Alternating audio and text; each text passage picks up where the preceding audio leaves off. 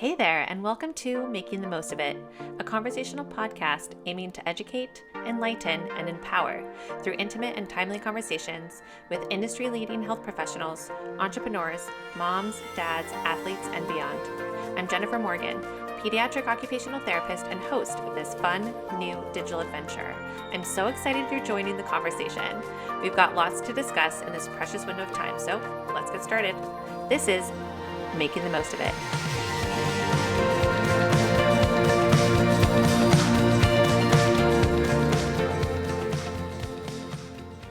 This week, we're sitting down with Kaleigh Gilchrist, an inspiring dual athlete who is both a professional surfer and an Olympic gold medalist in water polo.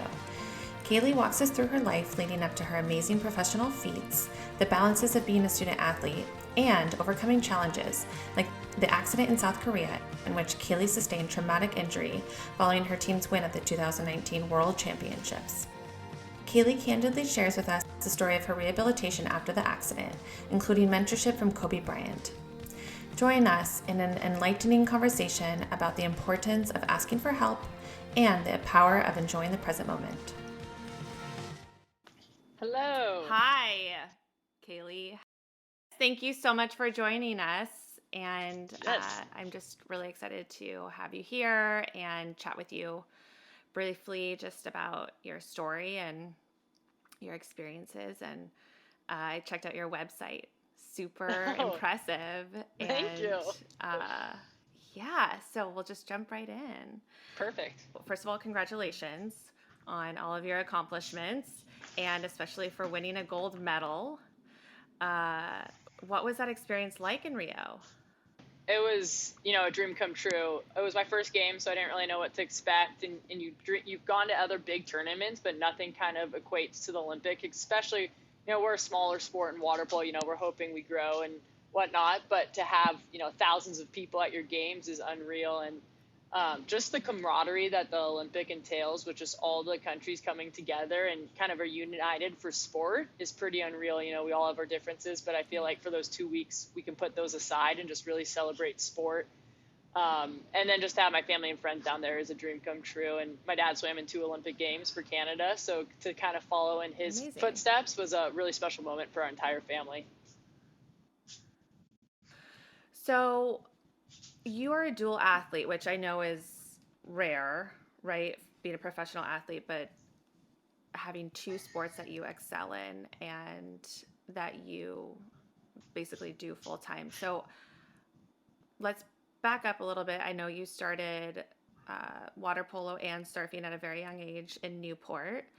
And how did you kind of decide on those 2 sports? And what was that like balancing that growing up? Were people pressuring you to kind of pick one or the other? And what was that like? Yeah, definitely. I mean, I grew up in Newport. I still live here today, Newport Beach, California, and I just grew up as a tomboy. So I was playing every sport imaginable at a young age and just wanted to compete with the boys and be better with the boys. And we had a really good, tight-knit group growing up, and we were just, our little gang or a little pack just playing whatever sport our parents signed us up for. So I actually, basketball was my first love, and slowly but surely, a buddy's like, we should play water polo. So that's what we did. And I think I kind of love the idea of a team sport, and that's why I stuck to water polo for so long. But also with surfing, it was more of just a hobby at first. And as the boys started progressing, I wanted to do the same thing. We were just weekend warriors in the beginning, going to, little beginner waves on Saturday mornings. Right. And then slowly but surely it just became a love and a passion. And I knew I didn't or couldn't really give up either sport because I just loved them so much. So I think I just progressed kind of at the same time in both sports and started getting some recognition at a young age. And I just knew that I could continue. People may think I was crazy just with the demands of sports, and especially at a higher level. But I was, surfing before water polo practice, then going surfing in between double days and finishing up with water polo practice. Like my schedule's just been insane my entire life, and just balance has been really a big thing for me. But I wasn't willing to give either up, so I've just kind of continued to do both. I think I'm a little bit more mature now and know when I need to give more to one sport or the other. And right now, focusing for Tokyo 2021, water polo is a priority, but doesn't mean that I'm not surfing as much as I can. And that kind of keeps me sane and is my little mental escape. Yeah. So how did you, I guess just mentally and physically, how did you get through elementary school, get through high school in terms of just balancing that? What do you have strategies that you've created along the way? I mean, it sounds like you're close to your family. What were Yeah. some things that kind of helped you? I think like elementary school, you're just kind of playing whatever, and you Yeah. don't really think of a career yet. And I think high school, maybe the end of 8th grade was middle school, and then beginning of high school is when I started getting that recognition I was talking about. Invited to the USA surf team, started traveling for contests. I was on varsity for water polo, and that's when you kind of start getting recruiting letters from colleges. So Right. I think You took it that's more when seriously. Yeah. yeah, and I was like, oh, okay, like maybe Okay. I can actually do this. So I think with that, just support was huge for me in my upbringing. Obviously family, but also having supportive coaches on both sides. I was coached by a legendary water polo coach, Bill Barnett, and everyone thought I was crazy because he was known to be pretty rigorous, but I think I got him at his older age, and he actually supported my surfing career, and we like worked out a deal that I can miss mornings when I had surf team practice. And for Awesome. Newport Harbor High School to even have a surf team, I kind of elevated my level too, and have the support of the high school coach and my individual coaches understanding my water polo career too. So I think just balance Yeah. and communication and the support. That's what I was going to say. Because I feel like also, I mean, obviously they're both water sports. So, each coach, I guess, is a little bit more understanding maybe than if it was like basketball or something. Yeah. But I think that would probably be challenging in terms of seeing your talent in their eyes, and then, wanting you to kind of progress in that one sport. But it sounds like you did such a great job, just really excelling in both and really going for it. I mean, you're at the highest level, so that's a pretty incredible feat. Thank you. So, okay, take us to your most recent experience in 2019, last year, at the Olympic Sure. Games and in South Korea. Tell Yes. us about that experience. It was crazy. So it was actually a world championship. So with water polo, Oh, I'm sorry. no worries. But for water polo, the Olympic Games is the biggest. So, you're always dreaming of winning an Olympic medal. Then World Championships happens every 2 years. So that's the second biggest. It's probably our biggest aquatic championship. So, you always write goals. You want to win, obviously, an Olympic gold medal, but you also want to be a world champion. So 2019, South Korea was in, I believe, July. We went, and we've never lost a major tournament in years. We're on this little streak. So, of course, we wanted to go, and we knew we had a target on our back. We played a great tournament. I personally had a pretty good tournament that I was proud of. We beat Spain, who's one of our rivals, in the final, and it was a really awesome atmosphere. It was pouring rain. We all came out like guns blazing, just crushed it. And then the last night of a tournament is always just so much fun because you go and get to like let off the steam of competition for 2 weeks. And, you're all wound up, and a lot of these players on other teams are our college teammates or our professional teammates and are our friends. So we kind of just get to come together and just celebrate our water polo community. So we were out, we were going to fly home the next day, and we were celebrating, and I was on top of a balcony, and the balcony collapsed. And the rest was kind of a blur, but I actually got pinned down by the balcony, knew I was pretty injured, but never wanted to look down. I injured my left leg, my lower left leg. And in that moment, the water polo community that I talked about earlier just kind of came together, and everyone was helping everyone. And one of the boys on the team, US team, carried me out. And before you know it, the ambulance was there, and I was getting rushed to the hospital and underwent surgery. And I woke up from surgery just all, groggy, didn't really understand what was going on. And finally, I think the moment it hit me was when they told me I was millimeters away from my nerve. So that's essentially like millimeters away from not having a functioning foot again. And then in the same breath, they said that I should be able to make a full recovery. So that was just wild. And massive. So massive. And then just the way athletic minds work, it's like, okay, well, when do I get to come back? Like I didn't even have time. First thought. Yeah. And I almost got like mad at myself. And I was like, I should just appreciate that I'm going to be okay, and like let time take care of the comeback. That's your inner that's the mindset. So fortunately, I was able to make a full recovery, but it was months and months of rehab. And Kobe Bryant actually reached out to me, and he became a part of my team and was like a huge mentor and my trainer who knows that I looked up to Kobe. And I was fortunate to meet him a few times when we followed each other on social and stuff. And she named my rehab the Mamba Mission, and we made some jokes about it. And Kobe reached out, and Kobe actually got injured. One of my favorite stories of the whole Mamba Mission, he got injured maybe in the early 2000s, and he took tap dancing to strengthen his legs, and no one really knows that story about him. So I reached out, and my trainer sent me tap shoes, and I was taking tap lessons to strengthen my leg. So of course, when he passed in January of this year, it hit me hard, and I think it brought a lot of trauma back up that I didn't deal with. So in a way, it helped me dig into some deeper levels of the trauma that I experienced, because I was so focused on my physical recovery that I didn't really take care of the mental. And yeah, I mean, the Mamba Mission's still going, and the goal of the Mamba Mission started off as, making it on the podium in Tokyo, but I think it's just transformed into such a bigger meaning and kind of way of how I want to live life. Oh, that's an incredible story, and I'm so glad you're okay. Thanks. And yeah, it sounds really traumatic, the whole experience of having something like a physical accident like that happening during this time when you're celebrating with all of your friends and being in a foreign country, and not having your family close, and how close you were from a even more severe injury. So that's just, it's a powerful story. Again, I'm glad you're okay. And thank you.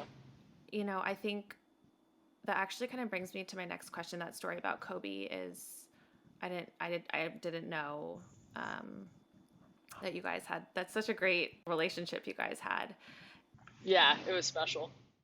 I was going to ask you, who is your, do you have someone who like inspires you, or someone who you look up to in terms of, as a professional athlete or just human being? It sounds kind of like he might have been that person, but is there someone in your life who you aspire to be like, or who really helps you drive your athleticism and competitiveness? I think for years, even before this happened with Kobe and Coach Barnett, my high school coach that I mentioned, he passed away a couple years too. But I've always said growing up, Coach Barnett, Kobe Bryant, and my dad have been my three biggest athletic inspirations, all for different meanings. The quick version, the Spark Note version, Coach Barnett was there to push me in both sports and supported me in both sports. And then Kobe was, the far inspiration. You grew up liking basketball in the 90s or the 2000s. You obviously loved the Lakers and Kobe. And then kind of to have my relationship grow with him and be able to meet him in person, that inspiration was just huge and continues to push me even more so now that he's passed. And then my dad just never really pushed me too hard. He just knew the buttons to press. And, following in his footsteps, he went to USC. He captained the swim team, and then he went to 2 Olympic Games as well. And he actually swam in 1964, which was held in Tokyo. So going now 57 years, circle. Full circle. And it's been cool. And it's not like I set off to go follow in his footsteps. It just so happened to end up that way. So the three of them have definitely pushed me beyond what I once thought was possible. Wow, that's incredible. So I know Christy. And so, I'm an occupational therapist, and she mentioned that you minored in occupational science. And what was that experience like for you? Did you have an interest in OT previously, or what was your experience with OT or occupational science? To be honest, I had no idea what it even was before college. And Same. I was like, what? And then as athletes, you usually like throw out your favorite classes, before you can sign up and get your classes and your schedules. So a bunch of people, I was a freshman at the time, just listening to the upperclassmen. They're like, take OT 250, which is Intro to Occupational Science and Therapy, with Kate Crowley at USC, who's like the best teacher ever. So I was like, oh yeah, I'll take it. And then I loved that class. And I think more so I never thought of like, I want to minor in occupational science. It was just I wanted to continue to take classes with her and learn more about what we were learning. And every class ranges, we were taking a families class, intro to occupation. There was a sports class one time. And I just really loved it. And I think it was different because there were smaller classes and there was a lot more one-on-one time versus the Right. lectures where you have to, memorize theories. And it was a comm major, so it was a lot of theories. And it was just something I started looking forward to. And just I built a relationship with Kate Crowley, and still, we'll check in here and there with her. But yeah, I think that's kind of how I got into my minor of occupational science. And then what do you think you would be doing if you weren't doing what you're doing? I don't know. It's tough. I mean, I kind of have to think about it a little bit more, and I'm not quite sure. I mean, I did love occupational science when I was there, so I don't know if that's the route I would have gone. I love sports, so hopefully stay in sports. In a perfect world, PT, something. yeah, maybe PT. I mean, after going through my injury and going to hours and hours and hours of PT, I respect all of them, and trying to get their clients and patients better too. So we'll see. I think ask me that in a year, I'll have a better understanding of where I'm at. You don't really need to worry about it, but I'm just curious. So yeah, what's the next? Are you training right now? What's your daily life like right now? Are you impacted by COVID? Yeah, I mean, the postponement of Olympic Games, I want to say, happened the end of March. So we shut down around like March 20th, and that was kind of the peak of training. He was going to announce the roster. Our coach was going to announce the roster in May, and that's when the fun happens. Like, you get to host teams in front of in front of family and friends, and we were just on the grind. So to get shut off, I think hindsight, it might have been a blessing in disguise to help me deal with some of the mental stuff that I talked about earlier, and the physical stuff as well.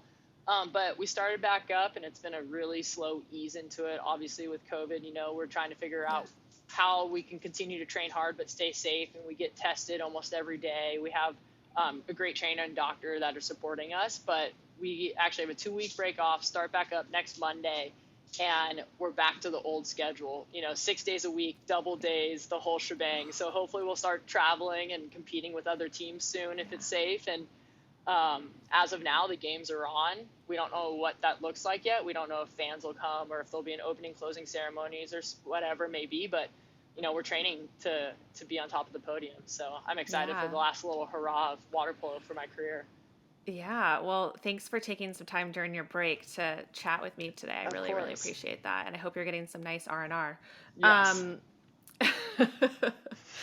So what do you talked about a little bit about just, kind of dealing with some of the trauma of your experience in South Korea, and then also just, losing a friend and mentor in Kobe. What are some strategies or ways that you've been able to cope with some of the, just psychological, social emotional, aspect of being an athlete, of having some of the things that have happened to you?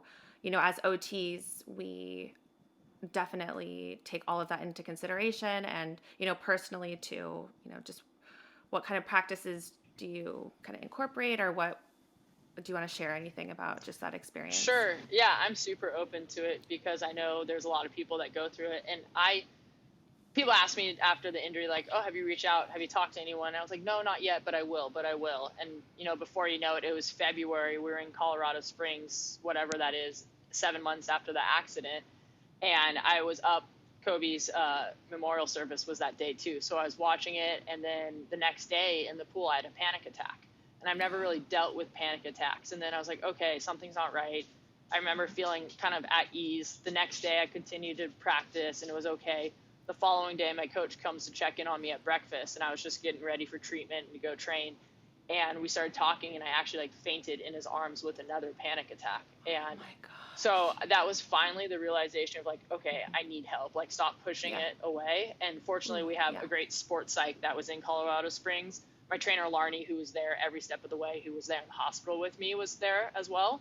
So I just kind of broke down to my sports psych, told him everything, and we connected, Coach Barnett, Kobe, the South Korea incident, and then finally reached out to a therapist and just did a lot of therapy work. And sometimes it was uncomfortable, but I think, and then we also did EDMR work. It's a different type of therapy to just go through the trauma, and it's kind of rewiring the brain to process it not as a trauma, but as a memory.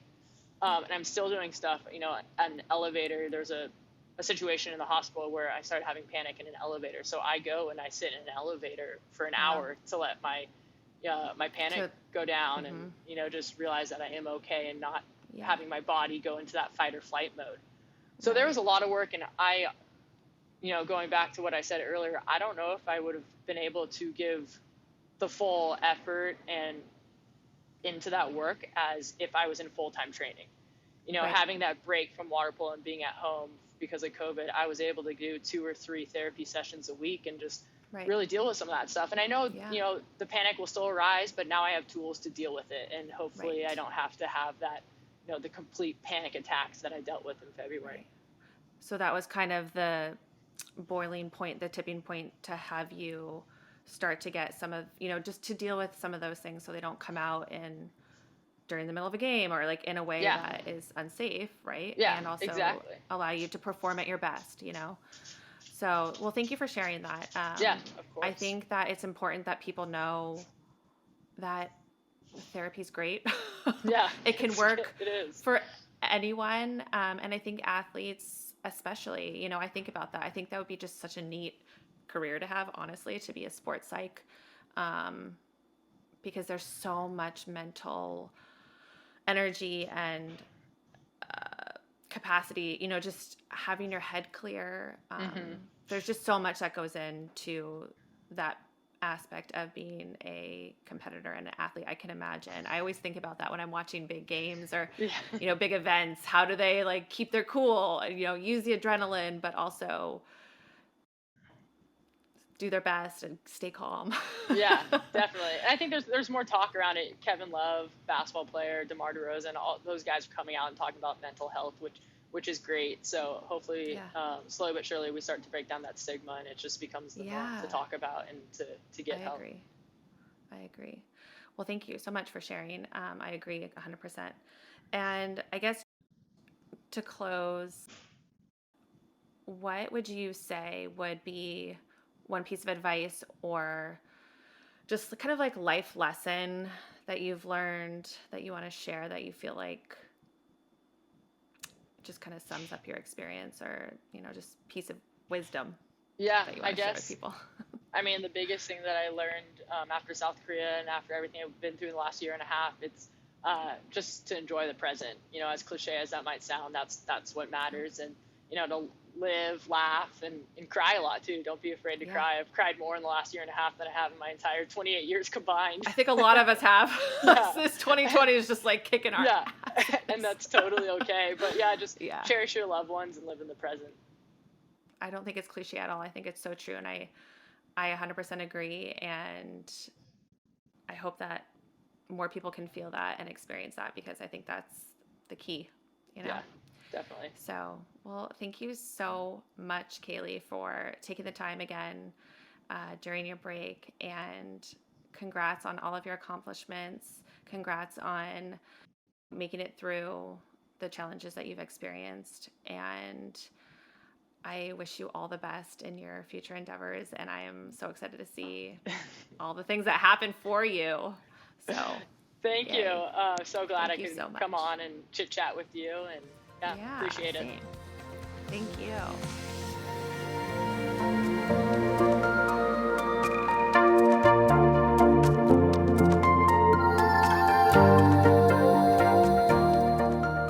All right, you guys, that's the end of our show. Thank you so much for joining us this week. Let's always remember to stay humble, be kind, and to take the opportunities we have to help educate, enlighten, and empower ourselves and those around us. We've only got this one life. Let's live it well, or try by making the most of it. Take care till next time.